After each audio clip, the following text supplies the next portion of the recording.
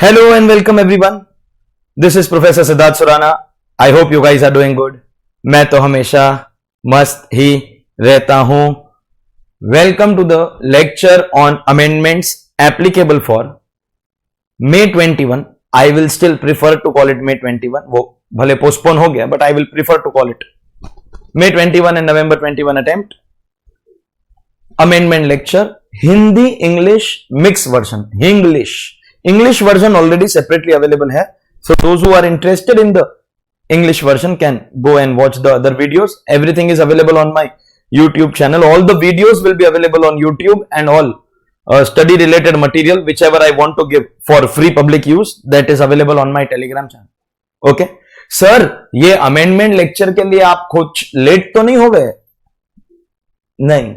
Long ago revision cum amendment lecture already upload हो गया था. 7 एपिसोड के अंदर दोनों लैंग्वेज में, इंग्लिश में, हिंदी में, revision cum amendment lectures have already been uploaded. उसके अंदर ऑलरेडी ये अमेंडमेंट्स कवर हो गए थे, मगर स्टूडेंट्स का कंटिन्यूअस रिक्वेस्ट था, सर ओनली अमेंडमेंट दो ना. सर क्या रिक्वेस्ट था? सर ओनली अमेंडमेंट्स दो ना. तो उन स्टूडेंट्स के लिए ये ओनली अमेंडमेंट वाले लेक्चर अलग से रिकॉर्ड हो रहे हैं. वैसे तो सारे amendments already revision cum amendment के अंदर कवर हो गए, but there are some amendments. अब ये देखिए, निर्मला आंटी है, इन आंटी का कोई भरोसा नहीं, कुछ भी करती है, कुछ भी. तो she has brought some amendments in the finance act of 21. अब जो 21 वाला फाइनेंस एक्ट है वो तो May 22 नवंबर 22 के बच्चों के लिए, but she has brought some amendments in this 21 वाला फाइनेंस एक्ट, जो उसने नहीं, उन्होंने, मैडम है इसलिए इज्जत के साथ, उन्होंने रेट्रोस्पेक्टिवली अप्लाई किया. उस वजह से आपके अटेम्प्ट के लिए, जुलाई नवंबर 21 अटेम्प्ट के लिए ये रेलेवेंट होगा. ये वाले लेक्चर्स के अंदर वो अमेंडमेंट भी कवर होंगे जो इसके पहले कहीं और, ना एमसीक्यू लेक्चर के अंदर, ना आपके रिवीजन कम अमेंडमेंट में कहीं पर भी कवर नहीं हुए. वो वाले अमेंडमेंट भी यहां पे कवर होंगे. एंड अब इंग्लिश वाले के अंदर मेरे को 3 पार्ट लगे, बिकॉज कुछ साउंड का इशू आ रहा था, इसके लिए मैंने पार्ट 1 को खत्म करके, पार्ट 2 बहुत छोटा था. आई डोंट नो वेदर ये 2 या 3 पार्ट्स के अंदर जाएगा, बट अबाउट 3 to 4 आवर्स के अंदर everything will get covered. So you will have a good recap of all the amendments applicable for your attempt. तो जल्दी जल्दी देखते हैं हम लोग क्या है हमारे amendments applicable for our attempt. First of all, ये वाले जो अमेंडमेंट्स है, these are applicable for assessment year 21-22. You should be aware that ये ही वो असेसमेंट ईयर है which is applicable for May November 21 exam. May 21 November 21 के बच्चों के लिए जो एप्लीकेबल असेसमेंट ईयर है वो यही है. और जो फाइनेंस एक्ट है वो 2020 वाला ही फाइनेंस एक्ट है. 2020 का फाइनेंस एक्ट मतलब previous year 2021, assessment year 21-22. Except क्योंकि ये निर्मला आंटी है, इनका थोड़ा प्रॉब्लम है. अब क्या कर सकते हैं, हमारा काम सिर्फ उसको पढ़ना है एंड पढ़ाना है. हमारा पढ़ाना, आपका पढ़ना है. We can not do anything. The order in which we will be doing the amendments, हमारा जो मेन टेक्स्ट बुक है 43 चैप्टर्स जो हम लोग करते हैं. First 16 chapters volume 1, then 16 chapters volume 2, and then 8 topics of IPCC. जिस ऑर्डर के अंदर हमारी टेक्स्ट बुक बनती है, उसी ऑर्डर के अंदर हमारे एमसीक्यू की बुक बनी, उसी ऑर्डर के अंदर the latest book, handwritten book बनी है. For those who were thinking sir आप लेट हो गए, लेट नहीं हुए सर. रिवीजन कम अमेंडमेंट पहले दे दिया, उसके बाद में there were some important things. The best applicable MCQ book, already best book in this subject, and now the hand written best book in this subject has been made available. और उसमें मेरे पिछले कुछ महीने कंज्यूम हो गए, जिसकी वजह से मैं ना ये सेपरेट अमेंडमेंट लेक्चर के लिए मेरे पास थोड़ा टाइम कम था. Plus from the 8th of June very soon मेरा May 22 का भी online live zoom batch start हो रहा है. थोड़ा मार्केटिंग कर लेता हूँ. If any of your friends is appearing in May 22 November 22 दोनों अटेम्प्ट के लिए AY 22-23 का common batch starting on 8th of June, zoom के ऊपर 2 महीना चलेगा, 8th June to 13th August, 13th या 14th August, एक आध दिन ऊपर नीचे. This is going to be applicable for May 22 November 22 online live interactive batch on Zoom. It is starting. So उसकी भी मुझे एटलीस्ट बैच चालू करने के पहले 16 चैप्टर की वॉल्यूम 1 रेडी करनी थी. तो हैंड रिटन बुक बनाया, एमसीक्यू का जो बुक बनाना था, May 22 के पहली volume 16 chapter, so that at least batch तो चालू हो सके. उसमें टाइम कंज्यूम हुआ, इसलिए ये अमेंडमेंट लेक्चर थोड़े से लेट हो गए. लेकिन आपको टेंशन लेने की बात इसलिए नहीं थी, because revision cum amendment lecture आपके लिए ऑलरेडी कब के अवेलेबल हो चुके हैं. ये में भले वो जुलाई बन गया, लेकिन बोलेंगे उसको May 21 November 21. I have made this summary for CA final. पिछले कुछ सालों से मैं इंटरमीडिएट नहीं करा रहा हूं, लेकिन अब मैं इंटरमीडिएट भी कराना चालू करने वाला हूं. From May 22 attempt I will be teaching CA intermediate students also. तो इन अमेंडमेंट्स के अंदर जैसे रेसिडेंशियल स्टेटस में भी अमेंडमेंट आया, निर्मला आंटी ने उसको भी नहीं छोड़ा। रेसिडेंशियल स्टेटस हो गया, salary, house property, PGBP, capital gain, other sources, clubbing set off deductions भी मेरे इस लेक्चर के अंदर कवर होंगे। तो if you know any intermediate students who may find it useful, तो उनको भी आप इन्फॉर्म कर देना। These lecture will be useful for CA intermediate students also as far as the common topics between final and inter are concern. और वो जो नया वाला अमेंडमेंट आया ना, जो आज के पहले कभी भी कवर नहीं हुआ, जिसके बारे में बात कर रहा था, वो आपका पीजीबीपी आईएफओएस के अंदर है। तो that is also very very important. Whatever you like you can give your feedback over this, इस नंबर के ऊपर। Only WhatsApp, no calling please, no calling, strictly no calling, only WhatsApp. And जो upcoming May 22 का batch है, anybody of your friends wanting to enrol, तो उसको भी इसी नंबर पे व्हाट्सएप करके एनरोल करना होगा। 8 जून को बैच इज स्टार्टिंग। मैंने जितने भी अवेलेबल लेक्चर्स है, अमेंडमेंट, रिवीजन, एमसीक्यू, आरटीपी, मतलब अभी सीए में ट्रेंड हो गया फुल कोर्स और क्रैश कोर्स को छोड़ के लगभग सब कुछ फ्री देने का। तो whatever I give as a free resource, वो सिर्फ मेरे यूट्यूब चैनल के ऊपर होता है और किसी को मैं प्रोवाइड नहीं करता हूं। लाइकवाइज अगर मैं कोई भी स्टडी मटेरियल स्टूडेंट बेनिफिट के लिए प्रोवाइड करता हूं, जैसे कि anybody wants this summary from which we will be doing the amendments, तो वो आपको मेरे टेलीग्राम चैनल के ऊपर मिलेगा। My YouTube and Telegram channel, these are my Facebook pages also. These are the organizations with whom I am currently working. And pen drive, as you are aware, all states of India and all country where ICAI conducts exam. कोई बच्चा बोलता है sir skip intro का button नहीं डालते हो आपके video के अंदर, स्किप इंट्रो नहीं, चल छोड़ जाने दे। Let's go and start our amendment. Skip intro episode 2 से होता है ना, एपिसोड 1 में तो देखना पड़ता है, एपिसोड 2 में इंट्रो दूंगा ही नहीं, डायरेक्ट चैप्टर को कंटिन्यू करेंगे। तो let's start with introduction chapter. सबसे पहले इंट्रोडक्शन के चैप्टर के अंदर हम लोग क्लास के अंदर ओनली स्लैब रेट्स वगैरह करते हैं। First of all slab rates के अंदर, रिबेट के अंदर, सरचार्ज के अंदर, एचईसी के अंदर नो चेंज। तो वही जो रेट्स थी 0 to 250, 250 to 5 lakh, 5 lakh to 10 lakh, more than 10 lakh, 0, 5, 20, 30, resident 60 years के लिए basic exemption 3 lakh, resident 80 years के लिए बेसिक एग्जाम्पशन 5 लाख, वही रहेगा। Rebate resident individual entity up to 5 lakh, actual tax और 12,500 व्हिचएवर इज लोअर, वही। सरचार्ज वही 10, 15, 25, 37, एचईसी 4%। चेंजेस है ना, दो हुए। पहला चेंज, सरचार्ज जो आफ्टर 2 करोड़ लगता है 25% एंड आफ्टर 5 करोड़ लगता है 37%। These are the rates of surcharge after income of 2 crore and 5 crore respectively. ये 4 इनकम के ऊपर नहीं लगता था, 4 इनकम के ऊपर, अब तक 3 इनकम के ऊपर नहीं लगता था।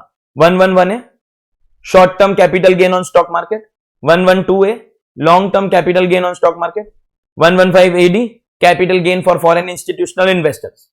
और अब इस लिस्ट में एक और इनकम ऐड होगी, ये इनकम पहली बार आपकी इनकम में ऐड होगी, dividend income. Yes ladies and gentleman, boys and girls, is now going to be taxable from AY 21-22. I think most people are already aware of that, because one of the biggest changes that has taken place is dividend distribution tax and income distribution tax दोनों abolish हो गया, DDT IDT। Consequently कल तक जो dividend 1034 में exempt था and share of profit from mutual fund जो 1035 में exempt था, अब वो टैक्सेबल हो गया है। Those exemptions of 1034 and 1035 also are removed.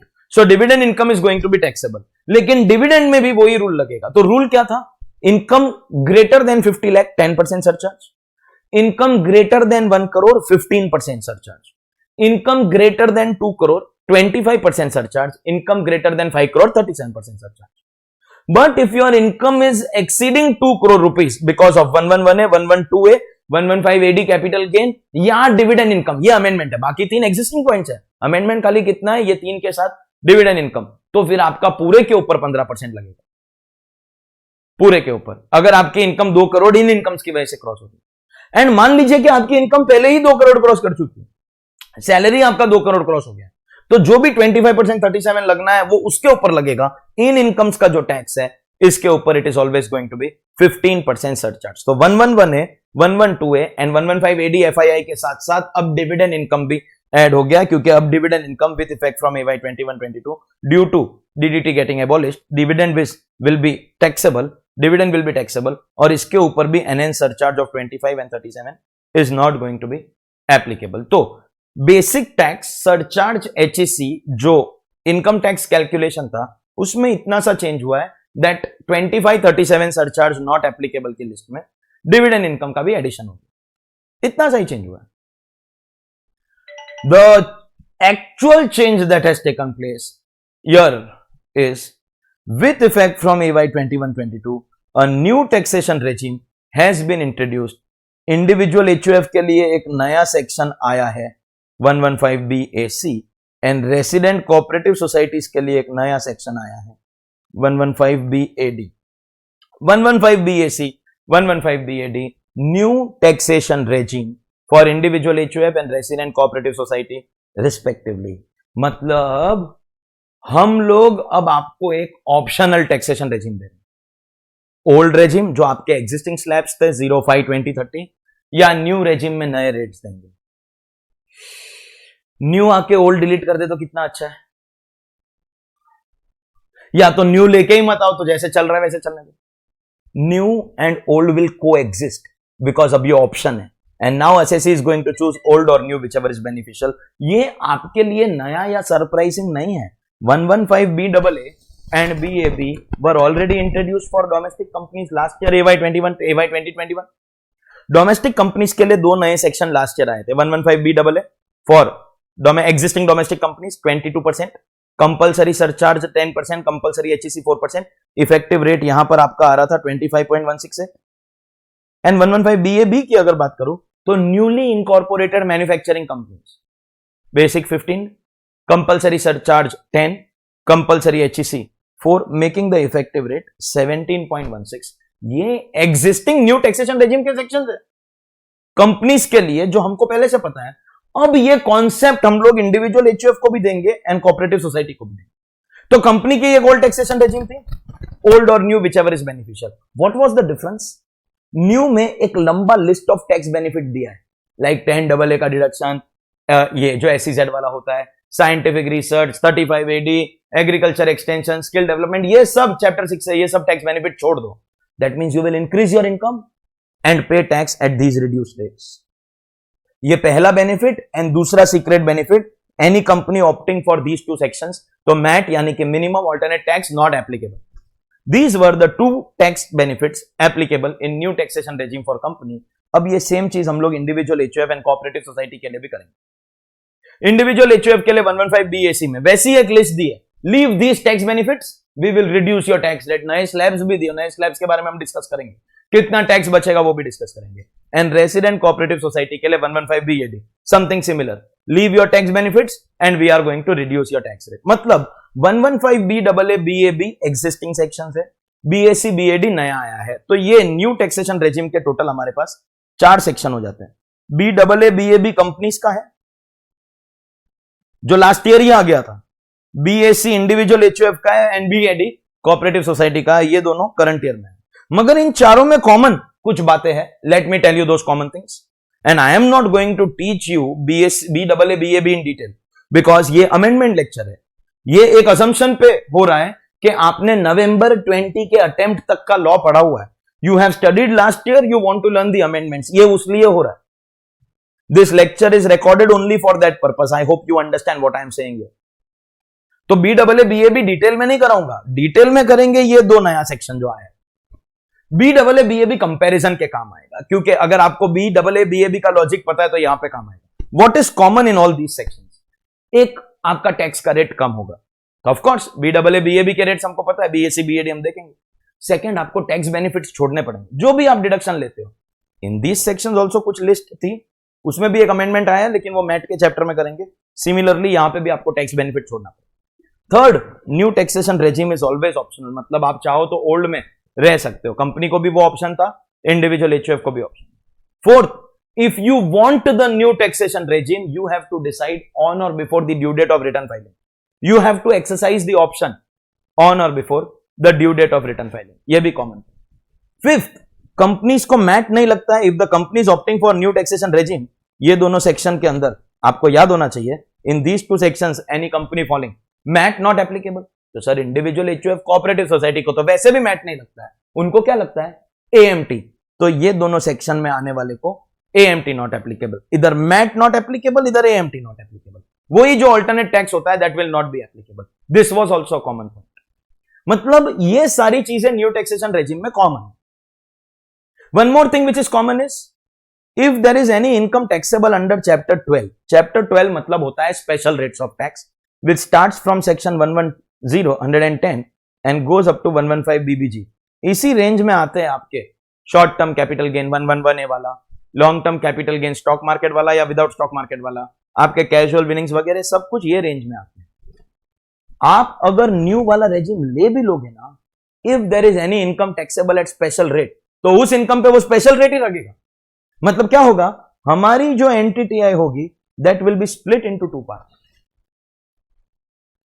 जो भी स्पेशल वाली इनकम है वो स्पेशल रेट पे ही टैक्स होगी, और जो नॉर्मल वाली इनकम है, इस नॉर्मल में आप डिसाइड कर सकते हो you want to go in old or new. The normal income which is taxable at normal rates, you have option old or new. Special income will be taxable at special rates. मतलब अगर हम new regime में भी जाते हैं, LTCG उसी के rate पे जाएगा, कैजुअल विनिंग उसी के रेट पे जाएगा। ये भी इन सभी सेक्शन में common. So reduction of tax rate, foregoing of tax benefits, decide on or before the due date of return filing, it is optional।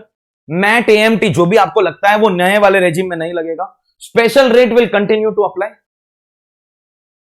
इतनी चीजें यहां पे कॉमन है, इतनी चीजें कॉमन है। लेकिन ये जो 115 BAC आया है ना, which has come for individual HUF, जो मैं पहला वाला यहां पे आपको डिटेल में, अभी तक मैं खाली कंपैरिजन कर रहा हूं, डिटेल में एक्सप्लेनेशन 115 BAC का करने वाला हूं एंड BAC खत्म करके BAD में जाऊंगा। इस 115 BAC में थोड़े से 2 अलग हटके पॉइंट है, डिफरेंट फ्रॉम द अदर 3, इन तीनों से थोड़ा सा अलग। 115 BAA, BAB एंड BAD अगर आप ऑब्जर्व करोगे, BAA में लिखा है डोमेस्टिक कंपनी, BAB में लिखा है डोमेस्टिक कंपनी, BAD की अगर बात करें तो लिखा है रेसिडेंट कोऑपरेटिव सोसाइटी। लेकिन यहां पे ऑब्जर्व कीजिए, only individual HUF is return. मतलब ये वाला सेक्शन में रेसिडेंट होना जरूरी नहीं है, नॉन रेसिडेंट को भी मिलेगा। दैट्स वन थिंग डिफरेंट खाली 115 BAC में। सब कुछ कॉमन है, BAA, BAB, BAD सब कुछ कॉमन है, खाली BAC में 2 चीज अलग है। यहां पे डोमेस्टिक या रेसिडेंट स्पेसिफाई नहीं किया, तो सब लोग कवर है। Second, in this section for company या ये सेक्शन फॉर कोऑपरेटिव सोसाइटी, तीनों में लिखा है option once taken you can not change. मतलब एक बार आप न्यू में चले गए, वापस आप ओल्ड में नहीं आ सकते। Once you go in new you can never come in old. लेकिन BAC थोड़ा सा अलग है, ये थोड़ा सा कंफ्यूजिंग है। पहले मैं ओरली बताऊंगा, राइटिंग में it is there already, writing में it is there, and handwritten book के अंदर तो और अच्छे से लिखा हुआ है, पूरा उसको चार्ट बना के कराया हुआ है। BAC की बात करते हैं, अगर आपका PGBP इनकम नहीं है, असेसी नॉट हैविंग PGBP, आप एवरी ईयर चेंज कर सकते हैं। Old new new new new new old new old new old new new new new new new old old old new new old old old new. आप हर साल change कर सकते, every year you can change. Sometimes new old new old new old, जैसे कि salaried employees हो गए, retired pensioners हो गए, जो लोग को खाली रेंटल इनकम और इन्वेस्टमेंट इनकम वगैरह वैसे टाइप के लोग हो गए। Assessees not having PGBP income, assessees not having PGBP income can change the option every year, old new new new new new old old old new old new new old old हर साल। और जो assessee को PGBP income है, अब तक तो इतने साल से मैं ओल्ड में था, ओल्ड ओल्ड ओल्ड ओल्ड, एक दिन अचानक से न्यू रेजिम आया, I can go from old to new. Old से न्यू में पहली बार तो ओल्ड से न्यू में ही जाओगे, न्यू में जाने के बाद में न्यू नहीं जमा नहीं यार, जमता नहीं है यार, मेरे को पाता नहीं है यार, मेरे को वापस ओल्ड में जाना, जा नो प्रॉब्लम। लेकिन एक बार वापस ओल्ड में चला गया, अब वापस न्यू में नहीं जा सकता। Means you can go from old to new, you can come back. बाकी 3 में तो कमिंग बैक का ऑप्शन ही नहीं है। एक बार न्यू में चला गया, लाइफ टाइम न्यू में रहेगा। लेकिन BAC में you can come back, but you can not go again.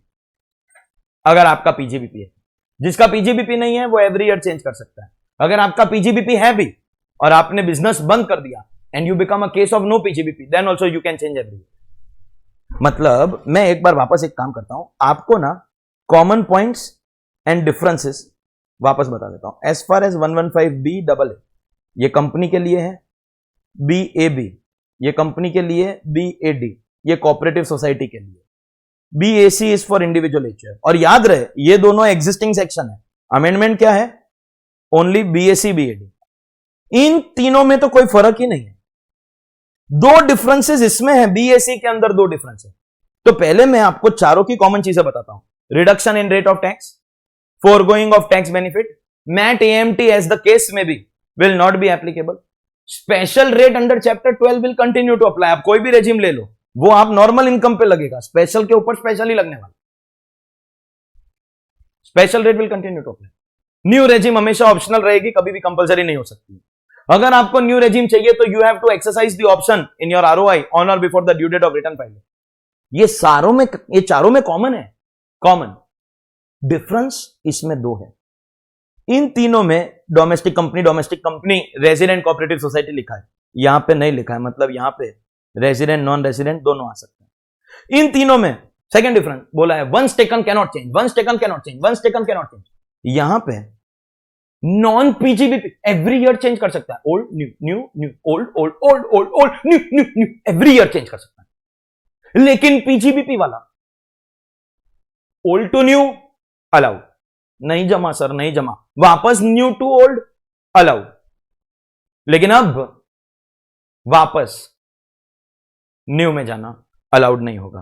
तो यहां पे वो वाला डिफरेंस है। So now what we will do is, now that comparison is done, अभी हम एक काम करेंगे, एक एक करके 115 पहले बीएसी करेंगे which is a new section, then we will go to BAD जिसके अंदर हमको कौन से टैक्स बेनिफिट छोड़ने हैं वो भी पता चल जाएगा, and what is the new rate that has been prescribed हमको वो भी पता चल जाएगा। Let's go to first section 115 BAC, new taxation regime applicable for individual HUF with effect from EY 21-22। Notice कीजिए केयरफुली, इंडिविजुअल एचयूएफ लिखा है, कहीं पर भी रेजिडेंट इंडिविजुअल नहीं लिखा। असेसी पॉइंट बाय पॉइंट चलते हैं। Eligible assessee, individual HUF, can I say I have already told you this. Nature is optional. New taxation regime के चारों सेक्शन ऑप्शनल, पता है हमको। कैसे एक्सरसाइज होगा ये मैं आपको समझा रहा था। अगर असेसी के पास पीजीबीपी इनकम नहीं है, then option is available on on year basis. आपको just due date of return filing के पहले, न्यू चाहिए तो due date of return filing के पहले आपको ऑप्शन एक्सरसाइज करना पड़ेगा, नहीं तो बाय डिफॉल्ट ओल्ड में रहोगे। नॉन पीजीबीपी वाला, अब मेरे को पता है आपको बार बार मजा आ रहा है, new new new old, non PGBP वाला एवरी ईयर चेंज कर सकते हैं, वेरी इजी। पीजीबीपी वाला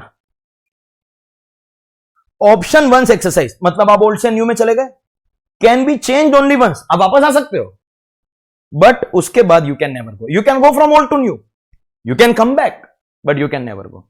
ये भी आपको due date of return filing के पहले एक्सरसाइज करना पड़ेगा। लेकिन ये बंदा, लिसन केयरफुली, ये ओल्ड से न्यू में गया, न्यू नहीं जमा, वापस आ सकता है? यस, वापस जा नहीं सकता है सेकेंड टाइम। सर प्लीज कुछ उपाय बताओ ना। देखो सीए में और बाबा लोग जो होते हैं ना, बाबा निराला, जप नाम, बाबा सब जानता है, you know Baba Nirala, Google about this, Baba Nirala, Kashipur वाले बाबा की जय, गरीबों वाले बाबा की जय। सीए लोग में और बाबा लोग में एक चीज कॉमन होती है, महाराज उपाय बताइए, महाराज उपाय बताइए। If I want the new regime again, अभी तो हमने बोला एक बार वापस ओल्ड में आ गया तो न्यू में जा नहीं सकता है, बिजनेस बंद कर दे। If you stop doing business तो तू केस 1 में आ जाएगा, और अगर तू केस 1 में आ गया that means you can change the option every year. Case 1 के बंदे तो एवरी ईयर चेंज कर सकते हैं ना यार। तो no PGBP can change every year, PGBP you can go from old to new, come back to old, can never go back to new, लेकिन बिजनेस बंद हो गया तो you can change every year. ये मैंने आपको ओरली बताया, writing में भी लिखा। Now let's talk about the rates. अगर आप ऑब्जर्व करोगे तो स्लैब्स दिए हुए यहां पे लेफ्ट कॉलम में एंड रेट्स दिया है। First 250 0%, so that's your basic example. In fact senior citizen का तो नुकसान है, क्योंकि अगर वो लोग ओल्ड रेजिम में जाते हैं तो senior citizen and super senior citizen को तो हायर बेसिक एग्जेम्पशन लिमिट मिलता है 3 lakh and 5 lakh respectively, of course only if they are resident, लेकिन यहां पे तो सबके लिए 0%। ये भी एक नोट करने वाली पॉइंट है, सीनियर सिटीजन को भी हायर बेसिक एग्जेम्पशन नहीं। 2.5 लाख से 5 लाख तक 5%, तो अगर आपको दिमाग चलता है तो डू यू रियलाइज 5 लाख तक की इनकम के ऊपर तो कोई फर्क ही नहीं पड़ता है मैं ओल्ड से न्यू में जाऊं तो, क्योंकि ओल्ड में भी तो इतना ही था। उल्टा सीनियर सिटीजन को तो नुकसान है, ओल्ड में 3 लाख तक टैक्स नहीं लगता था, यहां पे तो हमको 2.5 लाख के बाद में टैक्स भरना पड़ेगा। वेरी सीनियर सिटीजन इस पूरे ब्रैकेट में 0 रहता है ओल्ड में, यहां पे तो 5% लगेगा।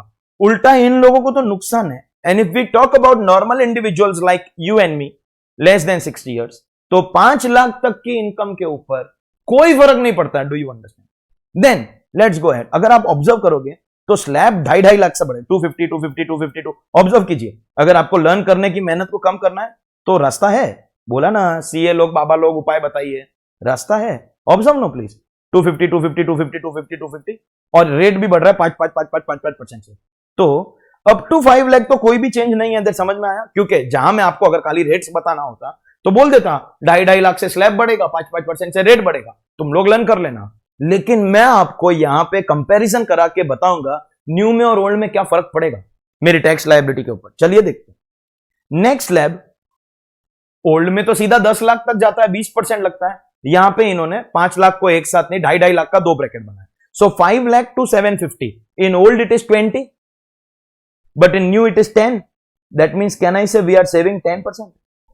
समझिए ना जरा प्लीज, ये वाली अमाउंट 2.5 लाख जो है वो ओल्ड में 20 में जाती है और यहां पे 10 में आती है, तो वो 2.5 लाख का 10% हमने बचाया। तो कैन आई से 2.5 लाख का 10% 25,000 रुपया बच गए, क्योंकि ओल्ड में ये 2.5 लाख पे 20 लगता और न्यू में ये 2.5 लाख पे 10 लग रहा है, तो 10 सेव हुआ ना यार।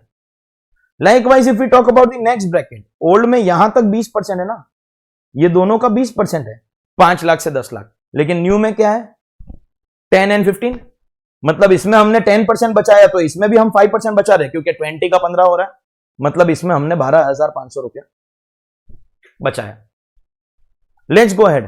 कैन आई से आफ्टर 10 लाख ओल्ड में तो सब कुछ 30 होता है, न्यू में इसको फिर पार्ट्स में डिवाइड किया। सो 10 लाख टू 1250, ओल्ड में 30 न्यू में 20, दैट मीन्स अगेन हमने 10% बचाया। और हर एक ब्रैकेट में 2.5 लाख की इनकम है, मतलब 25,000 रुपया बचा है। अगर 12.5 से 15 की बात करें तो ओल्ड में 30 न्यू में 25, तो यहां पे 5% बचाया, मतलब 12,500। और अगर आप 15 लाख के बाद एक बार फिर ऑब्जर्व करोगे तो न्यू में भी 30, मतलब ये वाली ब्रैकेट में ओल्ड एंड न्यू सेम है, यही 0 एंड 5% है, कोई चेंज नहीं हुआ। ये वाले 15 लाख के बाद में ओल्ड में तो 10 के बाद 30 लगता है, तो 15 के बाद ऑफकोर्स 30, और यहां पे भी 15 के बाद 30। That means after 15 lakh rupees also there is no change. अगर ओल्ड रेजिम और न्यू रेजिम में आपकी टैक्स लायबिलिटी में कोई फर्क पड़ेगा, अगर आपकी कोई टैक्स की सेविंग्स होगी, तो दैट्स इट, ये इतना ही है।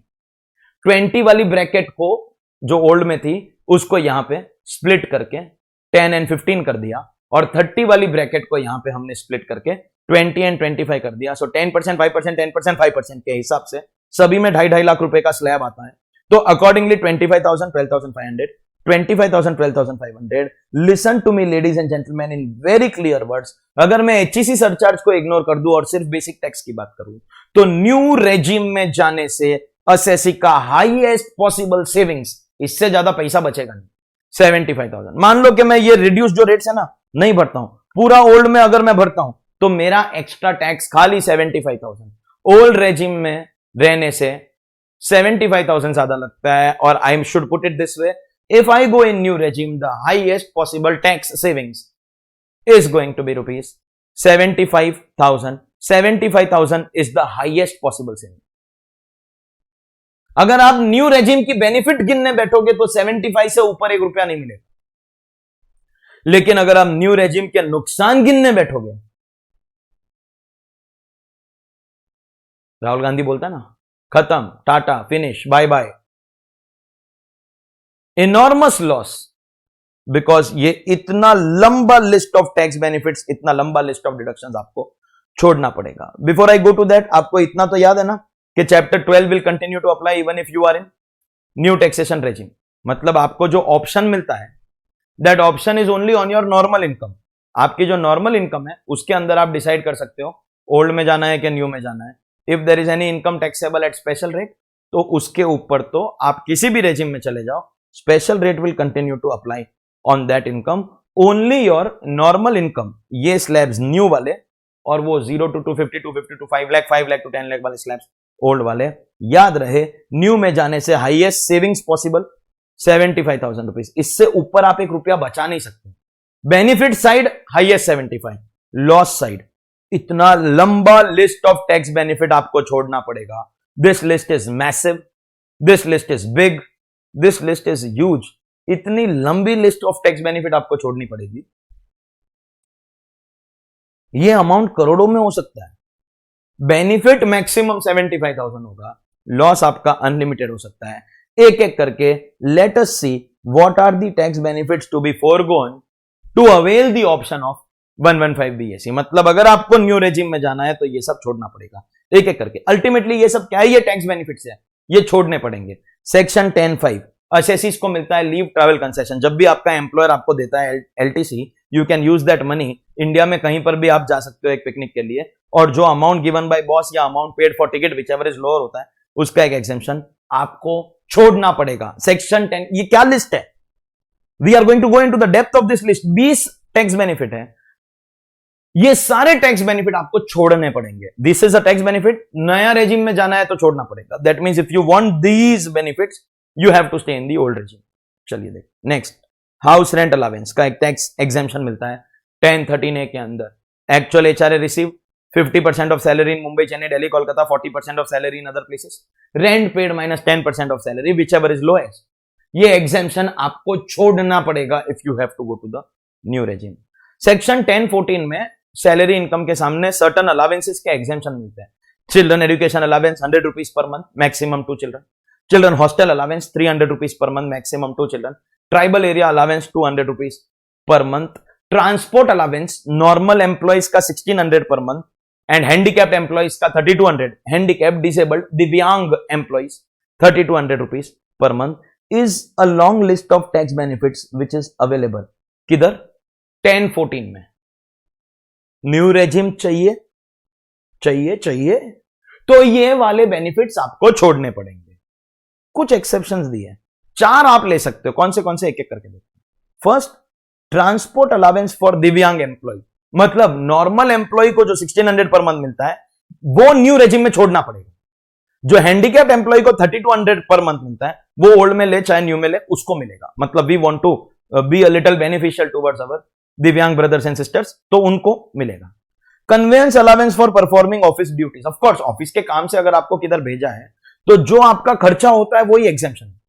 तो ऑनेस्टली स्पीकिंग ये कोई एग्जेम्पशन नहीं है, ये तो आपने जो खर्चा किया उसका आपको सब्ट्रैक्शन मिलता है। तो ये ओल्ड हो चाहे न्यू हो उसमें मिलेगा। अगर आपको टूर या ट्रांसफर पे कहीं पर भेजा है, टूर पे कहीं काम करने के लिए भेजा है, तो जाने आने का खर्चा तो बॉस ही देगा ना। तो जितना आपका खर्चा उतना एग्जेम्पशन है। तो अगेन यहां पे it's only an expenditure which will be allowed. And last, daily allowance on absence from normal place of duty. जब भी आप किधर दूसरी जगह पे आपको काम करने के लिए भेजते हैं तो उधर आप अपने घर से दूर रहते हो तो एक्स्ट्रा खर्चा होता है, जो खर्चा है वही आपका एग्जेम्पशन है। तो consequently this is also just an expenditure if you observe carefully. 4 exceptions है, उसमें खाली एक दिव्यांग एम्प्लॉय वाला एक्चुअली एक एक्सेप्शन है, बाकी 3 तो मेरे पॉकेट के खर्चे, वो तो मैं ओल्ड में जाऊं चाहे न्यू में जाऊं मेरे को देना ही पड़ेगा। So what is this point number 3? Section 10(14) के अंदर मिलने वाला children education allowance, hostel allowance, tribal area allowance, academic pursuit allowance, helper allowance, uniform allowance, all the tax benefits you will have to forgo. सब कुछ खाली 4 मिलेगा। कौन सा मिलेगा? दिव्यांग एम्प्लॉइज को ट्रांसपोर्ट अलावेंस मिलेगा in new regime. Of course old में सब मिलेगा, ओल्ड में सब मिलेगा, न्यू में सब छोड़ना पड़ेगा। 4 ले सकते हो। Handicapped can take, divyang can take the transport allowance, conveyance for office duties, tour travel transfer and daily allowance for absence from normal place of duty. ये 4 आप न्यू रेजिम में ले सकते हो। एवरीथिंग एल्स न्यू रेजिम में आपको forgo करना पड़ेगा। Next, member of parliament and member of assembly को जो daily allowance and constituency allowance मिलता है दैट इज एग्जेम्प्ट अंडर 10(17), लेकिन न्यू टैक्सेशन रेजिम में वो नहीं मिलेगा। तो वैसे इन लोगों के लिए daily allowance and constituency allowance exempt होता है। टैक्सेबल खाली क्या होता है? जो इनको सिटिंग फीस मिलता है ना, सिटिंग फीस, वो IFOS में टैक्सेबल होता है।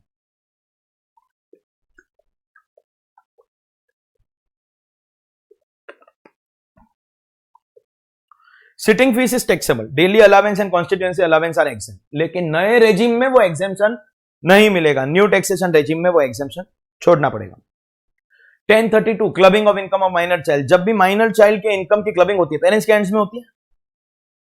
द अमाउंट क्लब्ड और 1500 रुपीज पर एनम पर child which ever is lowest is an exemption allowed in old regime. New में आपको वो एग्जेम्पशन छोड़ना पड़ेगा। All through out this list दिमाग के साइड में स्टोर करके रखना।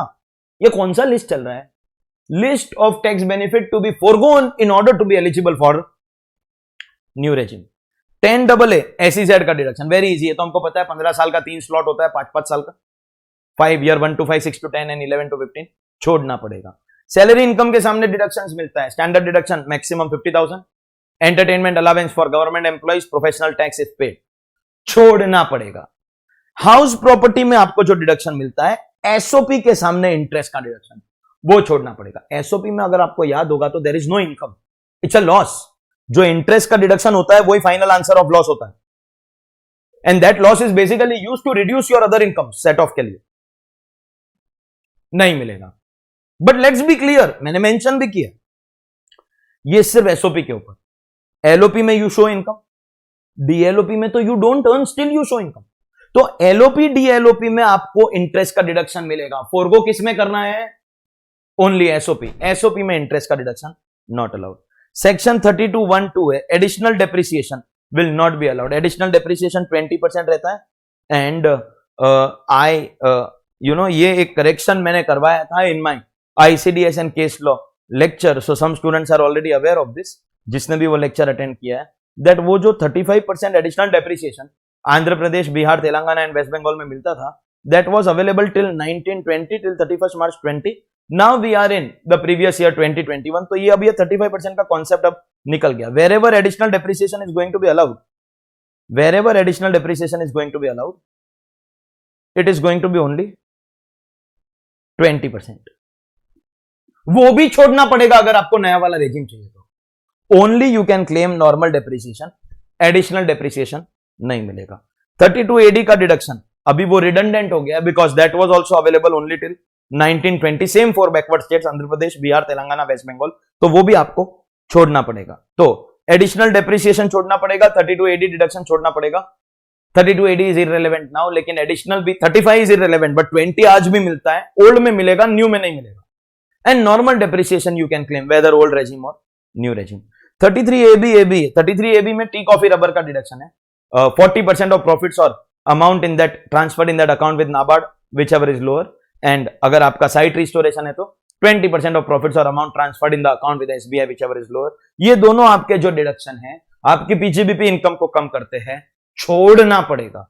Don't forget all through out, छोड़ना पड़ेगा, don't forget that please. Okay, next section 35 is the deduction for scientific research. सुनना मेरी बात ध्यान से, सेक्शन 35 में टोटल 7 पार्ट है, 35(1)(1), 35(2), 35(1)(2), 35(1)(3), 35(2)(AA), 35(2)AB, 35(1)(2)A। वो 7 में से 35(2)AB is applicable only for companies, और हम कर रहे हैं 115BAC which is applicable to individual HUF, resident non resident दोनों। तो 2AB की तो हम इधर बात ही नहीं करेंगे, नॉट एप्लीकेबल। तो बचे 6, वो 6 में से if you remember 35(1)(1) is revenue expense for own business and 35(2) is capital expense for own business। ये अलाउड है, ये अलाउड है। मतलब 7 में से 1 is not applicable जो कंपनी वाला है, बचा 6 में से जो ओन बिजनेस के रेवेन्यू एंड कैपिटल है वो अलाउड है, लेकिन जो बाकी के 4 हुए बचे, कॉन्ट्रीब्यूशन, ये कौन सा था, contribution to scientific research association, ये contribution to company doing research, contribution for social science or statistical research, contribution to national laboratory IIT, ये वाले डिडक्शंस आपको छोड़ने पड़ेंगे। मतलब 35(1)(1) will be available, 35(2) will be available, revenue and capital expense for own business। 2AB is for companies, तो 115BAC में it is not applicable only। बाकी का 4, मतलब आपको पूरा 35 नहीं छोड़ना है, 35 के 4 पॉइंट आपको छोड़ने हैं, 2 पॉइंट आपको मिलेगा, और वो 2AB तो एप्लीकेबल ही नहीं। 35AD investment in specified business, 14 specified business अगर आप इन्वेस्ट करोगे तो you will get 100% deduction of your capital expenditure, लेकिन न्यू रेजिम में नहीं मिलेगा। You get this deduction only in old regime, new regime में you will not get it. Section 35 CCC expenditure on agriculture extension, any expenditure on agriculture extension whether capital or revenue, 100%, पहले 150 था अभी 100 हो गया, 100% deduction will be allowed in old regime, new regime में छोड़ना पड़ेगा। जब आप कंपनी वाले सेक्शन करोगे ना, आपने करोगे क्या, आपने कर लिया, ये अमेंडमेंट नहीं है और मेरे कोई इस लेक्चर में कवर नहीं होने वाला है। My this lecture is only to discuss with you amendments, मेरे इस लेक्चर में ये कवर नहीं होने वाला है। हेलो, जब आप कंपनी वाले सेक्शंस करोगे ना 115BAA एंड BAB, तब 35 CCC के साथ में 35 CCD भी कवर्ड है, that you have to leave this. यहां पे खाली CCC बोला, यहां पे बोला सीसीसी सीसीडी दोनों छोड़ने का है। मालूम क्यों? Because CCD is only for company. जो ओनली फॉर कंपनी है वो 115 बीएसी में नॉट एप्लीकेबल, तो सीसीडी का यहां पे कोई काम ही नहीं है। सीसीडी सबको मिलता है, तो यहां पे सॉरी माय बैड, सीसीसी सबको मिलता है, सीसीसी सबको मिलता है, तो यहां पे खाली सीसीसी लिखा है। सीसीडी का यहां पे कोई काम ही नहीं है, जो खाली कंपनी को मिलता है। तो कंपनी वाले न्यू टैक्सेशन रेजिम में we said that it will not be available, लेकिन यहां पे सीसीसी के बारे में सिर्फ लिखा है। Next, deduction against family pension. क्या है वो deduction? 1/3 of the amount received और 15,000 per annum whichever is lower. Old regime में मिलेगा, न्यू रेजिम में नहीं मिलेगा। The biggest thing that will affect assessees going in the new regime, biggest thing,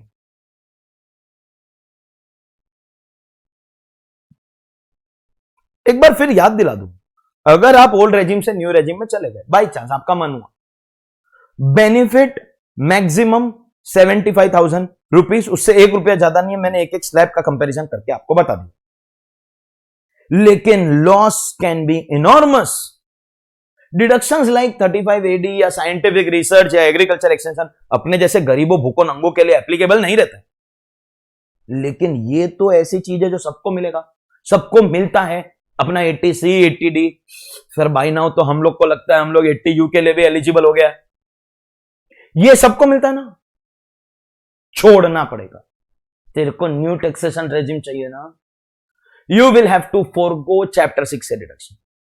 एक सेकेंड, इन दोनों सेक्शन, ये तो ओल्ड सेक्शन है, तो ये तो अमेंडमेंट लेक्चर में कवर नहीं होगा, लेकिन इसमें एक अमेंडमेंट है।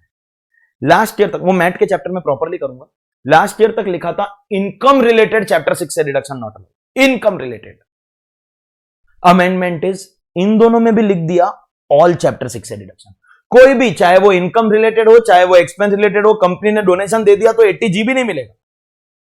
इन दोनों में भी ऑल लिख दिया। तो ये जब मैट का चैप्टर आएगा तब करेगा। ये तो अभी आया है सेक्शन, और आते ही सीधा ये लिखा आपको आपका चैप्टर 6 से आपको आपका chapter 6A, ladies and gentleman, छोड़ना पड़ेगा। चैप्टर 6 से deduction not going to be available to you.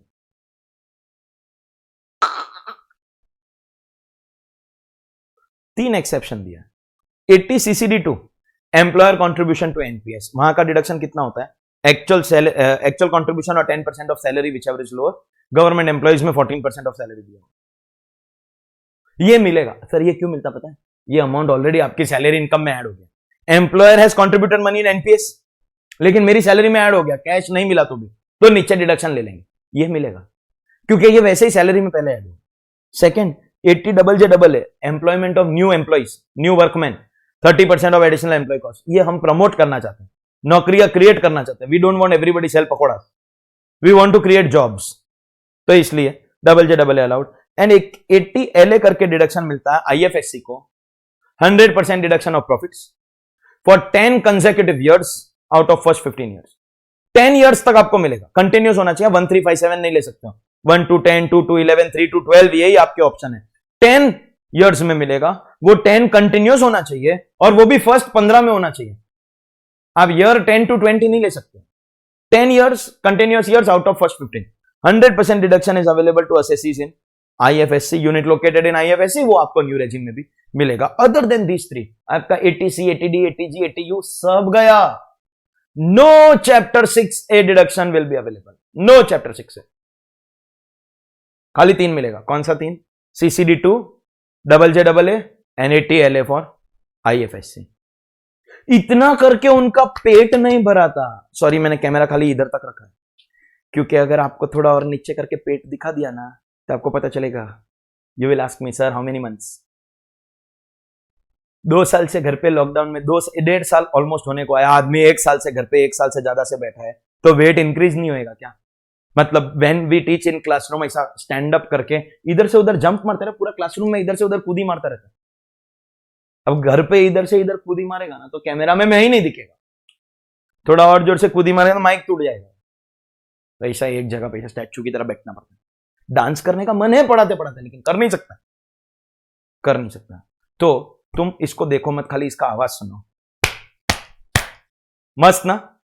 अगर इतना करके उनका पेट नहीं भरा, बहुत बड़ा पेट है, अब ये लोग क्या बोलते हैं, ऊपर इतना सारा पीजीबीपी का डिडक्शन तुमको छोड़ने का बोला, additional depreciation, scientific research, 35 AD, 35 CCC. कई बार क्या होगा, सपोजिंगली लास्ट ईयर आपने ये डिडक्शन लिया, देखो लास्ट ईयर तो आप ओल्ड रेजिम में थे, this year you are deciding sir मेरे को न्यू में जाना है, लास्ट ईयर तो आप ओल्ड में थे, तो लास्ट ईयर जब आपने ये डिडक्शन लिया, आपके प्रॉफिट कम पड़ गए, तो आपने इन डिडक्शंस को ब्रॉड फॉरवर्ड किया। मतलब ये डिडक्शन अब आपके करंट ईयर के नहीं, आपके ब्रॉड फॉरवर्ड के। अगर आप ओल्ड से न्यू रेजिम में चले गए, तो करंट ईयर में तो ये सब डिडक्शंस आपको छोड़ने ही छोड़ने हैं, आपके ब्रॉड फॉरवर्ड भी lapse. With respect to all the deductions that we have foregone, not just the current year deduction, any brought forward amount in respect of these amounts will also lapse. Brought forward भी lapse हो जाएगा। Current year में तो नहीं मिलेगा, अगर इनका कुछ ब्रॉड फॉरवर्ड है तो वो भी लैप्स हो जाएगा। ये आपका पॉइंट नंबर 18 है। सो चैप्टर 6 से नहीं मिलेगा, 3 को छोड़ के आपके इन सब डिडक्शंस का अगर कुछ ब्रॉड फॉरवर्ड है तो वो भी नहीं मिलेगा। आप अपने हाउस प्रॉपर्टी लॉस को अदर इनकम्स के सामने एडजस्ट नहीं कर सकते। House property loss is allowed to be adjusted against other incomes, maximum 2 lakh rupees, लेकिन not in new regime. New regime में house property loss can not be adjusted whether SOP or देखो SOP का loss तो हो ही नहीं सकता, अगर आपकी बुद्धि चलती है तो। एसओपी में इंटरेस्ट का डिडक्शन नहीं मिलेगा, हमने ऊपर ही बोल दिया ना। जब एसओपी में इंटरेस्ट का डिडक्शन ही नहीं मिलने वाला है तो लॉस होने का सवाल ही नहीं है। SOP in new regime will be 0.0000000, तो लॉस किस में हो सकता है? एलओपी में। एलओपी का लॉस आप दूसरे एड्स के सामने एडजस्ट नहीं कर सकते हो in the new regime. Old में तुमको जो करना है करो। House property loss against other heads of income 2 lakh रुपए तक एडजस्ट होता है, लेकिन न्यू में नहीं होगा। And lastly, if there is any exemption of any allowance or perquisite under other law, होता है ना, आपका gratuity, payment of gratuity act में एग्जेम्प्ट है, आपका retrenchment compensation industrial dispute act में एग्जेम्प्ट है। अगर किसी और लॉ में एग्जेम्प्ट है तो वो वाला एग्जेम्पशन भी छोड़ना पड़े। भाई साहब and madam, whoever is watching, the number of tax benefits to be foregone, list तो 20 का है, अमाउंट में ये कितना करोड़ भी हो सकता है, कोई लिमिट नहीं है। बेनिफिट होगा नए वाले रेजिम का मैक्सिमम 75,000। लॉस अनलिमिटेड हो सकता है। मैं तो अपने किसी भी क्लाइंट को न्यू रेजिम में जाना सजेस्ट नहीं करूंगा, बोलूंगा 75,000 मेरे से ले जा, लेकिन नए वाले रेजिम में नहीं जाना। सच में नहीं क्या मांगने को आ जाना, जो क्लाइंट से लाखों रुपया कमाते हैं उसको एडजस्ट देंगे, एडवाइस देंगे ऑफ कोर्स। ओके, तो ये था आपका बेसिक टैक्स कैलकुलेशन। चैप्टर 12 का special rates will apply and the list of tax benefits to be foregone. ये बेसिक टैक्स में सरचार्ज एंड एचईसी भी आएगा। देखिए, आपकी जो एनटीटीआई होगी, NTTI will be calculated as per 115 BAC. Actually ये वाला पॉइंट ना सरचार्ज के लिए बता रहा हूं। सरचार्ज हमारी एनटीटीआई पे डिपेंड करता है। मोर देन 50 लाख 10%, 1 करोड़ के बाद 15%, 2 करोड़ के बाद 25, 5 करोड़ के बाद 37 एंड 25 एंड 37 लास्ट ईयर तक 3 इनकम्स पे नहीं लगता था, अब डिविडेंड पे भी नहीं लगेगा। Surcharge depends on amount of income. तो इट इज पॉसिबल कि ओल्ड रेजिम में मेरी इनकम 40 लाख रुपए, 40 लाख तोतला तिवारी 40 लाख।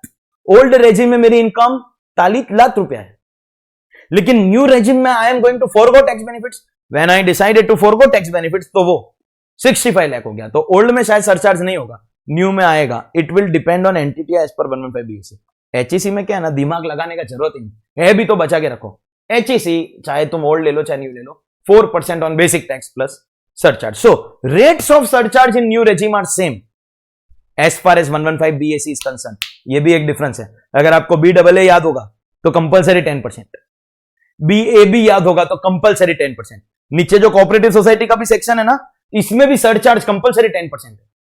खाली यहां पे बोला सरचार्ज जो नॉर्मल ओल्ड में लगता है उतना ही लगेगा, खाली एनटीटीआई की अमाउंट आपको न्यू के हिसाब से। ऑफकोर्स हमने इतना तो समझ लिया कि ये सब टैक्स बेनिफिट छोड़ने के बाद में ओल्ड के हिसाब से एनटीटीआई और न्यू के हिसाब से एनटीटीआई तो अलग रहेगा।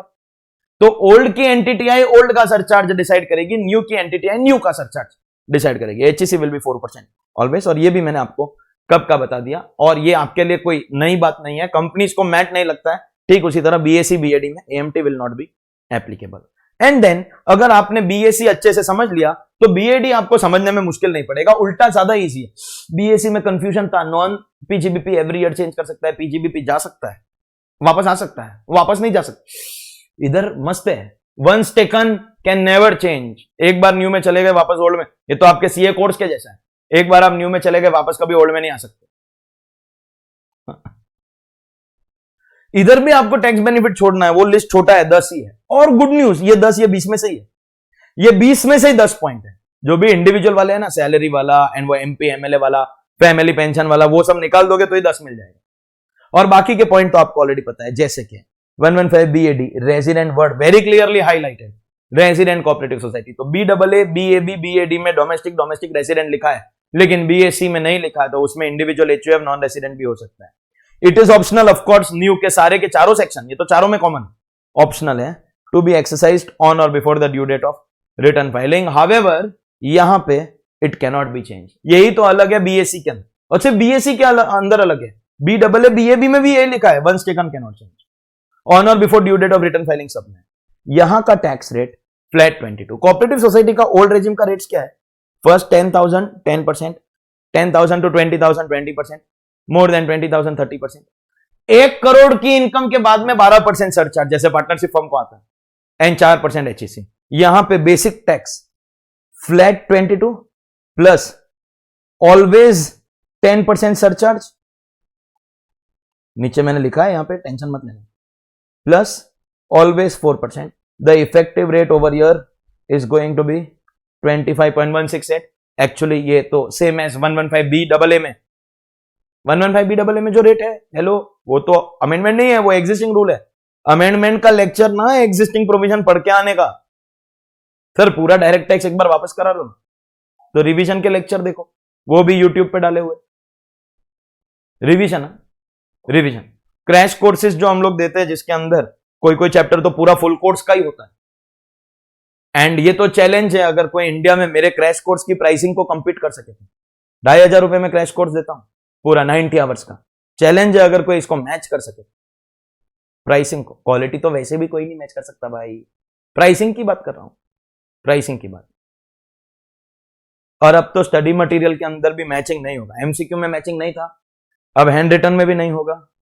और May 22 ऑनवर्ड, जो मैंने बोला ना 8 जून से मेरा नया बैच चालू हो रहा है, बार बार याद दिला रहा हूं, बोल देना अपने दोस्त को, पॉज करो वीडियो, पहले वीडियो पॉज करो, फोन करके बोल रहे एनरोल कर ले, मंडे थी चालू था 6, अब भी बोलो पहले, बाद में बाकी का काम बाद में करना।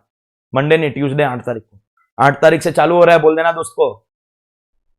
हमारी मेन टेक्स्ट बुक भी कंप्लीट रिवैम्प करेगी, कंप्लीटली हम उस बुक को चेंज कर रहे हैं, drastic change we are bringing in that, उसका लुक्स, फॉर्मेटिंग, सब कुछ। और अब हमारी एक क्वेश्चन आंसर की भी बुक निकलेगी, एमसीक्यू तो है ऑलरेडी 1650 हाईएस्ट, क्वेश्चन आंसर की बुक मोर देन 400। करना क्या है भाई, अपनी टेक्स्ट बुक में ऑलरेडी 400 प्लस क्वेश्चंस कवर्ड है, which is more than any other book.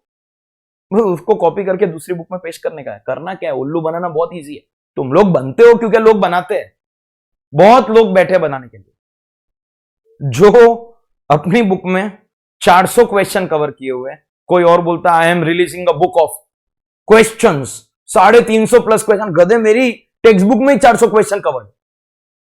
तुमको चाहिए अलग बुक, तो मेरे को कॉपी पेस्ट करना, मेरे को क्या करना था, कर लेगा, कॉपी पेस्ट करेगा, थोड़ा फॉन्ट साइज बड़ा कर देगा तो नंबर ऑफ पेजेस ज्यादा दिखेगा, बच्चे को लगता है कि मस्त नया बुक है। ऐसा नहीं होता है, मेरा कंटेंट आज भी बेस्ट है, कल भी बेस्ट है, थोड़ा दिखावेबाजी करनी पड़ रही है और कुछ नहीं। But that text book is undergoing also change. Text book actually same है, खाली उसके लुक्स बदल रहे। टेक्स्ट बुक और कंटेंट में जो अमेंडमेंट्स आए वो इनकॉर्पोरेट होंगे और उसके लुक्स बदल रहे, text book and question answer book. तो एक्चुअली टेक्स्ट बुक में कोई चेंज नहीं, let me be honest with you, बस उसका जो दिखने का तरीका है वो बदलेगा। हैंड रिटन बुक तो अलग से अभी बनाया है, और एमसीक्यू बुक पिछले 1-2 साल से चल ही रहा है, ऑफकोर्स जब से ये एमसीक्यू इनकॉर्पोरेट हुए तब से। ओके, तो लिसन, जो कंपनी वाला रेट्स है बीडबलए के अंदर, वही यहां पे रेट है, including surcharge and HEC always. ये मैंने नीचे भी लिखा है, ऊपर भी आपके लिए मेंशन कर दिया। ये वाला पॉइंट भी पहले ही बता देता हूं, ऑलरेडी बता दिया, assessee will be immune from applicability of alternate minimum tax, correct है। Special rate of chapter 12 will be applicable 115 B double A BAB BAC BAD सब में, बस खाली list of tax benefits to be foregone, यहां पे कोऑपरेटिव सोसाइटी के लिए 10 point दिए। ये 10 ना मित्रों वो उसी में से है मित्रों, ये कुछ अलग नहीं है, वो 20 में से ही है, खाली फटाफट देख लेते। SEZ का deduction 3 slots of 5 years each, you will have to leave। Additional depreciation छोड़ना पड़ेगा, नॉर्मल मिलेगा, और अभी एडिशनल 20 या 35 वाला कट गया, वो मैंने करेक्शन करवाया था in the case law come ICDS lecture, जो नया वाला लेक्चर आया था उसके अंदर। 32 AD ये तो रिडंडेंट है, ये तो वैसे भी 1920 तक ही मिलता था। T coffee rubber site restoration discuss किया, वही है। सेम साइंटिफिक रिसर्च के अंदर टोटल 7 है, उसमें से दिस इज फॉर कंपनीज, तो ये तो कट गया, तो 6 बचा। ये दोनों जो ओन बिजनेस का रेवेन्यू एंड कैपिटल है ये मिलेगा, छोड़ना क्या पड़ेगा, वो जो contribution to scientific research association, social science research association, वो सब कंट्रीब्यूशन आपको 4 सेक्शन छोड़ने पड़ेंगे, 4 छोड़ना है, 2 मिलेगा and 7th not applicable. 35 AD का deduction 100% of your capital expenditure छोड़ना पड़ेगा, ये list of tax benefits to be foregone to avail the new taxation regime. CCC छोड़ना पड़ेगा, वंस अगेन CCD नहीं लिखा है, क्यों नहीं लिखा है, because CCD is applicable only to companies. CCD छोड़ना पड़ेगा, CCC छोड़ना पड़ेगा, CCD is not applicable. All deductions of chapter 6 है, खाली इनकम रिलेटेड नहीं, ऑल, वो BAA BAB में भी अमेंडमेंट है, यहां पे खाली एक ही एक्सेप्शन है, 80 LA मिलेगा। 80 CCD2 JJAA वो इंडिविजुअल HUF में था, कोऑपरेटिव सोसाइटी में नहीं था, यहां पे there is going to be only one exception, 80 LA is not going to be available. इन सब से रिलेटेड अगर आपके कोई ब्रॉड फॉरवर्ड लॉसेस है तो वो भी फोरगो करना पड़ेगा, मतलब करंट ईयर नहीं मिलेगा, brought forward same point you will have to forego। These are the tax benefits that have to be foregone by a resident cooperative society to avail section 115 BAD, that is the new taxation regime। and ये था amendments of our introduction chapter। देखिए introduction में नए regime की वजह से थोड़ा ज्यादा था, सबसे हाईएस्ट अमेंडमेंट्स TDS में हुआ, TDS अकेला 1 घंटे के आसपास कंज्यूम करेगा, मतलब टोटल 3-3.5 घंटे के आसपास के लेक्चर के अंदर 2 चैप्टर हमारे 1-1 घंटे के, तो जिसमें ज्यादा अमेंडमेंट है उसमें होगा, जिसमें कम है उसमें नहीं है। जैसे if we talk about the next chapter, we are going in the order of the index of my text book. Next chapter double taxation avoidance agreement, एक अमेंडमेंट आया है, ये अमेंडमेंट ऑनेस्टली स्पीकिंग एग्जाम के लिए कम and practical implementation of income tax के लिए ज्यादा रेलेवेंट है sir. Misuse prevention by resident of third countries, already आपको ट्रीटी शॉपिंग, ट्रीटी अब्यूज के बारे में पता है ना, देयर इज एन अग्रीमेंट। हम लोग बहुत बार जब tax treaties, model tax convention के चैप्टर BEPS के चैप्टर क्लास में करते हैं ना, तभी एग्जांपल डिस्कस किया, agreement between India and Germany, तो ऑफ कोर्स ऑस्ट्रेलियंस को उसका बेनिफिट नहीं मिलेगा, लेकिन एक ऑस्ट्रेलियन जानबूझ के इंडिया में या जर्मनी में ऑफिस खोलता है, क्यों, so that he can avail the tax benefit of the treaty shopping, treaty abuse, that misuse prevention obtained at aimed at obtaining relief for resident of any other country, तो वो वाला benefit नहीं मिलेगा। मतलब in other words, अब कोई भी SSC अगर किसी भी ट्रीटी में टैक्स बेनिफिट ले रहा है तो किसी भी एसएससी को वो ट्रीटी का बेनिफिट देने के पहले डिटेल में चेक किया जाएगा, क्या ये सच में ये 2 में से किसी एक कंट्री का है या कोई तीसरे कंट्री के आदमी ने ऑफिस खोला है, ये स्ट्रिक्टली चेक करके फिर डिसाइड किया जाएगा whether treaty benefit will be available और नॉट अवेलेबल। तो प्रैक्टिकल अमेंडमेंट है, not exam. Cash loans 269 SS 269 T, no amendment at all, कोई भी अमेंडमेंट नहीं। Let's go ahead, next chapter that we have is our chapter called NRI taxation, that is taxation of NRIs। Combo नहीं हुआ तो normal rate, specific assessee specific income, combo नहीं हुआ तो normal rate, combo हुआ तो special rate, but assessee has the option of paying tax at normal. Individual citizen or PIO and non-resident during the year. And what were the specific incomes, investment income or LTCG arising from foreign exchange asset? इस chapter में कोई amendment नहीं हुआ, no amendment. But दो students who have studied the full course, the crash course, any of my regular courses, of course there may be students who are only watching the MCQ lectures that I have uploaded, the revision cum amendment lectures, और ये वाले separate amendment lecture. बोला sir हमारा इतने में हो जाता है, हमको इतने में जम जाता है, सबका अपना अपना रहता है। जो जस्टिस में आपके साथ फुल कोर्स में, जैसे कि वो 8 जून वाला, वही आपके दोस्त को बोलना है वो वाला, जो जस्टिस में आपको डिटेल में हर एक प्रोविजन समझा के, हर एक का लॉजिक बता के कर सकता हूं, ये 3-4 घंटे के लेक्चर के अंदर वो जस्टिस नहीं हो सकती बच्चों। ये तो ठीक है भाई, ये अब ट्रेंड चल रहा है इसलिए ये ट्रेंड को चला रहे कि हाँ सब कुछ बस ये है कि हमको 5 साल पहले हमने एक बार आपका कोई कोर्स ले लिया था, उसके बाद में जब तक हम लोग क्लियर नहीं होते सीए तब तक आपको कुछ ना कुछ हमको देते रहना पड़ेगा। तो ट्रेंड के हिसाब से हम लोग चल रहे, लेट्स बी ऑनेस्ट। तो जो बच्चे मेरे से पढ़े हैं प्रॉपर क्लास के अंदर, वेदर फुल कोर्स और क्रैश कोर्स, उनको पता है दैट इज एनआरआई चैप्टर के अंदर I do a little bit of capital gains also before actually starting the chapter. And other than that इसी एनआरआई चैप्टर के अंदर मैं रेजिडेंशियल स्टेटस भी कराता हूं, रेजिडेंशियल स्टेटस, बिकॉज एनआरआई का chapter will be available only if the assessee is non resident. अगर SSC resident है तो एनआरआई का चैप्टर नहीं मिलेगा, उतना तो आपको याद है। तो रेजिडेंशियल स्टेटस के अंदर भी अमेंडमेंट आया है। एनआरआई चैप्टर में कुछ नहीं है, रेजिडेंशियल स्टेटस में this amendment will be applicable to inter students also. अगर आपके कोई इंटर के दोस्त है, आपके ये छोटे भाई बहन है, उनको बोलो देखने को, उनको भी काम आएगा। रेजिडेंशियल स्टेटस में अमेंडमेंट है। निर्मला आंटी है, उनको शौक है, उनका रेज्यूमे में लिखा है हॉबीज अमेंडमेंट लेके आने का, हॉबीज में लिखा है, अभी क्या करेगा। इन माई 15 years ऑफ चार्टर्ड अकाउंटेंट, मतलब फर्स्ट कुछ 4-5 साल एज अ स्टूडेंट एंड फिर 11 साल एज अ टीचर। आप बोलेगा कि सर 5 और 11 तो 16 होता है, तो तुम 15 क्यों बोला? क्योंकि वो लास्ट का 1 साल थोड़ा सा ओवरलैपिंग था, जब मैं स्टूडेंट भी था और टीचर भी था। I started teaching before I gave my CA final exam. मेरे अपने रीजन थे, मेरे अपने प्रॉब्लम्स थे, मुझे कुछ ना कुछ करना जरूरी था। तो वो ओवरलैप वाले साल 15 साल टोटल में मैंने सीए के अंदर बिताए। पहली बार रेजिडेंशियल स्टेटस में अमेंडमेंट है, पहली बार। निर्मला आंटी है, क्या कर सकते हैं हम, सिर्फ पढ़ सकते हैं। आप पढ़िए, हम पढ़ाएंगे। Whenever we decide residential status of individual, 2 step में होता है। स्टेप 1 में we decide resident और नॉन रेजिडेंट, स्टेप 2 में we decide ROR और RNOR। वो खाली रेजिडेंट के लिए होता है, ऑर्डिनरी के नॉन रेजिडेंट के लिए नहीं होता। स्टेप 1 में जब हम रेजिडेंट डिसाइड करते हैं, रेजिडेंट नॉन रेजिडेंट, 2 कंडीशन रहती थी, 182 days in the current year और 60 days in the current year and 365 days in the last year. Current year का 182 हो गया तो रेजिडेंट, या फिर करंट ईयर का 60 एंड ये क्यूमुलेटिव है, लास्ट 4 साल का 365, दोनों में से कोई एक भी हो गया, 182 या 6365। 6365 दोनों को साथ में होना पड़ता है, 182 या 6365 तो आप रेजिडेंट, 182 या 6365 तो आप रेसिडेंट, दोनों में से एक भी हो गया तो आप रेसिडेंट। अब इधर आया तीसरा कंडीशन, थर्ड कंडीशन, मतलब ये है आपका 182 डेज वाला कंडीशन, कंडीशन 1। ये अमेंडमेंट नहीं है, existing condition. Condition 2, 60 days in the current year. Condition 2 में 2 चीजें, and 365 days in the last 4 year. 60 in the current year, 365 in the last 4 year, दोनों के बीच में और लिखा है। और अब यहां पे एक तीसरा कंडीशन आया, तो नाउ 1, 2, 3, 3 में से कोई एक भी कंडीशन फुलफिल हुआ तो आप बन जाएंगे रेजिडेंट। 1, 2, 3, मतलब अब तक खाली ये 2 था, ये तीसरा कंडीशन अमेंडमेंट है। We have a new condition to make us as resident.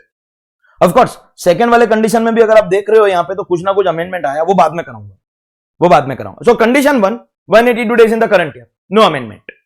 Condition 2, 60 days in the current year and 365 days in the last 4 years, वहां पे एक अमेंडमेंट आया, वो बाद में कराऊंगा। पहले ये बताना चाहता हूं दैट ये 2 कंडीशन के साथ साथ अब एक तीसरा कंडीशन भी लेके, and as per the third condition आप रेसिडेंट बन सकते हैं। तो पहले वो अमेंडमेंट करा के फिर वो समझ गए ना, तो उसका थोड़ा सा ओवरलैप है, जो कंडीशन 2 के अंदर ये जो नया वाला अमेंडमेंट आया है ना, उसका थोड़ा ओवरलैप है, तो वो समझ जाओगे तो ये वाला आप इजीली समझ जाओगे। तो पहले मैं आपको बता रहा हूं ये नया वाला कंडीशन फॉर बिकमिंग रेसिडेंट, याद रहे। My humble apologies, I had some urgent phone call to attend. मैं सबसे पहले आपको ये थर्ड वाला कंडीशन बताऊंगा, याद रहे 1, 2, 3 तीनों में से कोई एक भी हो गया तो you will become a resident. ये कर लिया, उसके बाद में कंडीशन 2 का आपको जो अमेंडमेंट आया वो बता दो। अगर आपकी इनकम क्रॉस होती है 15 लाख रुपए, एक तो मोदी जी का फेवरेट फिगर है 15 लाख रुपया, भाइयों बहनों 15 लाख रुपया, दीदी 15 लाख रुपया, विच income? Income earned in India. देखिए, रेजिडेंशियल स्टेटस अभी हम डिटरमाइन कर रहे हैं, वी आर नॉट श्योर। इसमें किसी में भी रेजिडेंट बन सकता है। रेजिडेंशियल स्टेटस अभी हम लोग डिटरमाइन कर रहे हैं। सोर्स तो पता है ना, जहां पे आप कमाओगे वहीं आपका सोर्स है। इंडिया की इनकम का टोटल मार, any income accruing arising in India, total मार। उसके बाद क्या कर, तो तेरी इनकम आउटसाइड इंडिया वो भी ले, लेकिन आउटसाइड इंडिया वाली सारी इनकम नहीं लेगा, only if it is from a business controlled और प्रोफेशन सेटअप इन इंडिया। मतलब इंडिया के अंदर की टोटल इनकम और इंडिया के बाहर की अगर इंडिया से कंट्रोल हो रही है तो total income in India, and अगर आउटसाइड इंडिया है तो कंट्रोल फ्रॉम इंडिया। अगर ये इनकम 15 लाख रुपया क्रॉस हो गई, अगर ये इनकम 15 लाख रुपया क्रॉस हो गई, you are a citizen of India. ये आप ऐड करना प्लीज अपनी समरी के अंदर भी, ये यहां पे नहीं लिखा हुआ है, you are a citizen of India. Condition 1, you are a citizen of India. अगर आपकी इनकम 15 लाख क्रॉस हुई, कौन सी इनकम, इंडिया की टोटल, और इंडिया के बाहर अगर कंट्रोल्ड फ्रॉम इंडिया हुआ तो, and if you are not a resident in any other country. Short में बोलू, शॉर्ट में, अगर आप किसी और कंट्री के रेजिडेंट नहीं हो तो आप इंडिया के रेजिडेंट हो।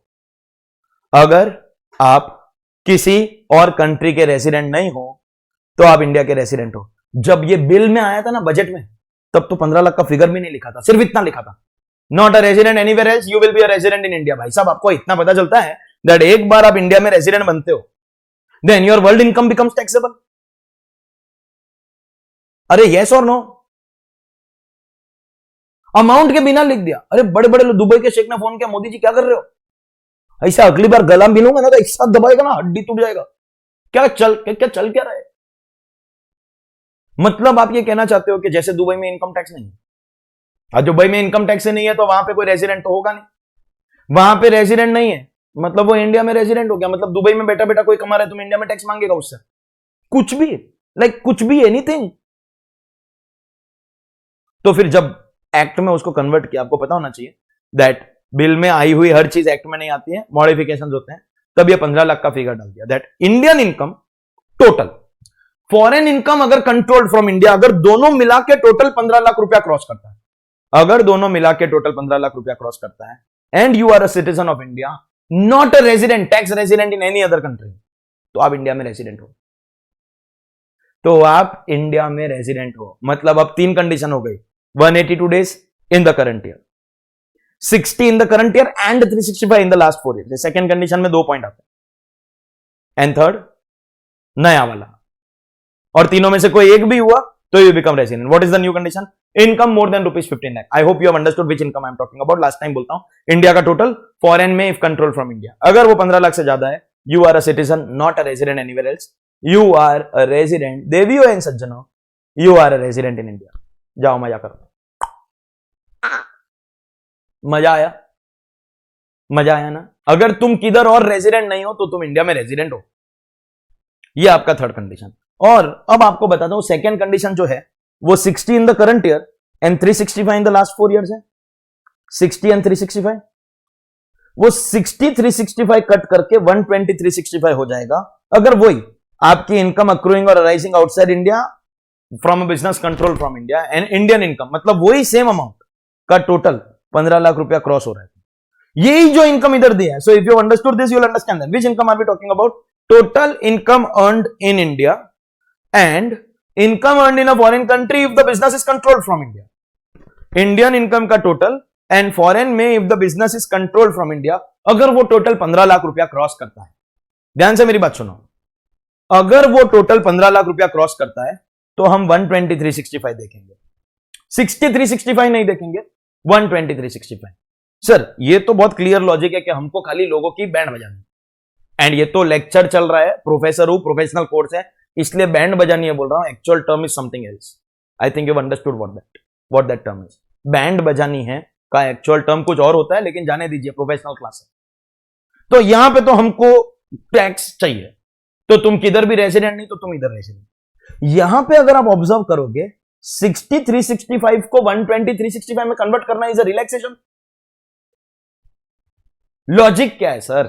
क्योंकि हम आपके लेक्चर देखते ही तो लॉजिक के लिए, लॉजिक से बड़ा कुछ नहीं। आप थोड़ी हमारे लिए एक ट्रांसलेटर की तरह एक्ट करोगे कि इसको इंग्लिश में रीड करके हिंदी में बोल दिया, थोड़ी चलता है ऐसा। लॉजिक सुनिए प्लीज। अगर आप किसी और कंट्री के रेसिडेंट नहीं हो तो आप इंडिया में रेसिडेंट हो, दैट्स दिस पॉइंट। तब तो इन दोनों पॉइंट की कोई जरूरत ही नहीं है। इस पॉइंट में तुम्हारा इंडिया में number of days, forget about 60 days, 120, 182, तुम आधा दिन भी इंडिया में नहीं है तो भी तुमको ये लग जाएगा। अगर आप किसी और कंट्री के रेसिडेंट नहीं हो और इनकम 15 लाख क्रॉस हो रही है, I think you understood which 15 lakh I'm talking about. If you are not a resident anywhere else and your income has exceeded 15 lakh rupees, तो आप इधर आ जाओगे। फिर तो हमको नंबर ऑफ डेज नहीं देखना है। तो एक बात तो पक्की है कि जिसके लिए हम लोग ये नंबर ऑफ डेज देख रहे हैं, चाहे वो 60 365 देखे या 120 365 देखे, ये बंदा ना दूसरे कंट्री में रेसिडेंट ऑलरेडी बन गया है। थिंक अबाउट इट, क्योंकि ये ही एक कंफ्यूजिंग एस्पेक्ट है। अगर आप ये समझ जाओगे तो लॉजिक समझ जाओगे। दूसरे कंट्री में अगर ये रेसिडेंट नहीं बनता है तब तो वो यहां पे आ जाएगा। इन दोनों की जरूरत ही नहीं है। इन दोनों पॉइंट को हम कब लगाएंगे? जब ये दूसरे कंट्री में रेसिडेंट बना है। अगर ये दूसरे कंट्री में रेसिडेंट बना है तो ये वाला पॉइंट नहीं लगेगा, क्योंकि ये पॉइंट किसके लिए लाया है? Anybody who is not a resident anywhere else. तो पॉइंट 3 मतलब if you are resident anywhere else then point 3 is not applicable.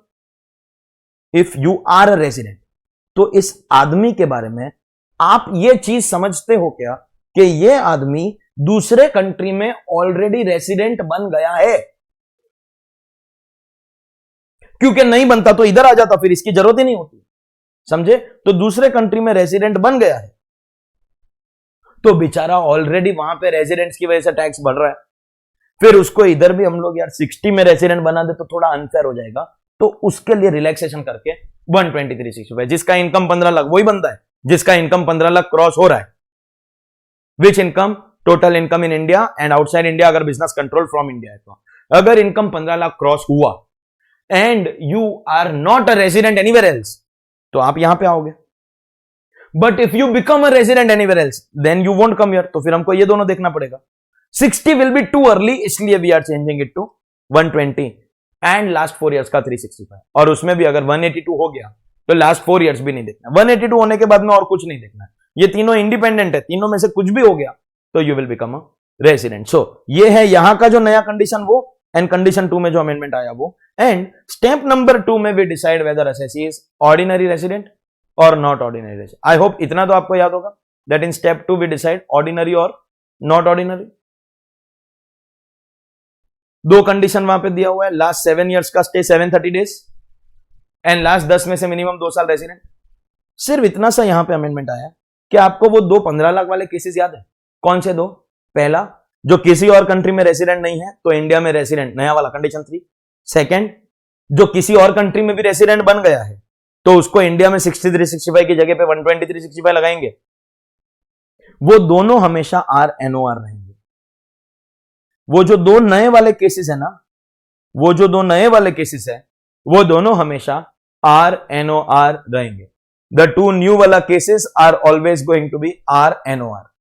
वो लोग कभी भी ROR नहीं बनेंगे। 15 लाख वाले जो 2 है ना, 123 65 वाला, या फिर जो not a resident anywhere else वाला, वो लोग हमेशा RNOR बनेंगे। These are your amendments of NRI taxation chapter. हम लोग चैप्टर बाय चैप्टर जा रहे हैं, जैसे जैसे हमारे टेक्स्ट बुक के ऑर्डर में चैप्टर्स अरेंज किए हुए वैसे वैसे हम लोग यहां पे भी उसको कर रहे हैं। तो at this stage I would like to declare हमारा जो पार्ट 1 है उसको ओवर। पार्ट 1 को यहां पे खत्म करेंगे एंड फर्दर अमेंडमेंट, स्पेशली वो जो PGBP IFOS वाले अमेंडमेंट्स है upcoming in the order of the index, part 2 में कंटिन्यू करेंगे। Thank you very much dear students for watching this class. हम लोग कंटिन्यू करेंगे पार्ट 2 के अंदर। Thank you very much.